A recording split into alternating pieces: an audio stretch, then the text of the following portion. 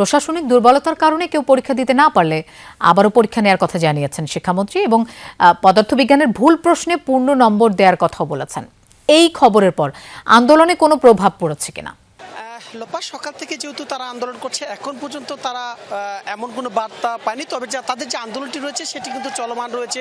তারা বলছে যতক্ষণ পর্যন্ত তাদের কাছে এই বার্তাগুলো না পৌঁছাবে, তাদের যে দাবিগুলো রয়েছে ততক্ষণ পর্যন্ত তারা আন্দোলন করবে। কিছুক্ষণ পরপর কিন্তু আমরা দেখেছি পুলিশের ঊর্ধ্বতন কর্মকর্তা যারা রয়েছে তারা কিন্তু তাদেরকে সরিয়ে দেওয়ার চেষ্টা করছে, যেহেতু এই মহাসড়কটি দিয়ে প্রায় 41টি জেলার পরিবহন এবং যাত্রীরা আসলে যাতায়াত করে।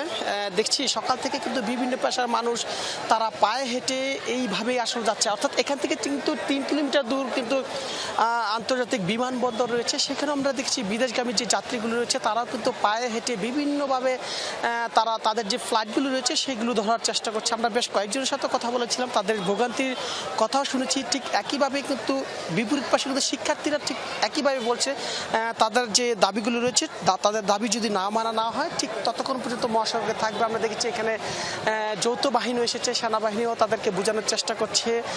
দেখছি যে রাজধানীর উত্তরার যে উত্তর বিভাগে যে পুলিশ বিভাগের ঊর্ধ্বতন কর্মকর্তা ট্রাফিক সহ সকলে আসলে বোঝানোর চেষ্টা করছে যেন মহাসড়কটা ছেড়ে যেন পাশে তাদের আন্দোলন করতে পারে, এমনটাই কিন্তু আসলে আমরা দেখছিলাম বারবার তাদেরকে বোঝানোর চেষ্টা করছে। পরিশেষে কিন্তু তারা যে এখানে এসে যে আসলে তাদেরকে সমাধান দিবে বা কেউ তাদেরকে আসলে সরিয়ে দিবে এটি কিন্তু আসলে এখন পর্যন্ত আমরা দেখিনি। কিছুক্ষণ আগে দেখছিলাম যে বেশ কয়েকটি পরিবহন ছাড়ার চেষ্টা করছিল, তাৎক্ষণিকভাবে কিন্তু শিক্ষার্থীরা আবারও জড়ো হয়ে বিভিন্ন স্লোগান দিয়ে তাদের যে সহপাঠীরা রয়েছে তাদেরকে একত্রিত করে ঠিক আবারও ব্যারিকেড দেওয়া হয় এবং তাদের যে আন্দোলনের যে স্লোগানগুলি রয়েছে সেই স্লোগানগুলো একটু পর পর দিয়ে কিন্তু তাদের যে পার্শ্ববর্তী এলাকায় যে শিক্ষার্থীরা ছিল তাদেরকে আবার যোগান দেওয়া। পলাশ, বুঝতে পেরেছি। আপনাকে ধন্যবাদ আমাদের সাথে যোগ দেওয়ার জন্য।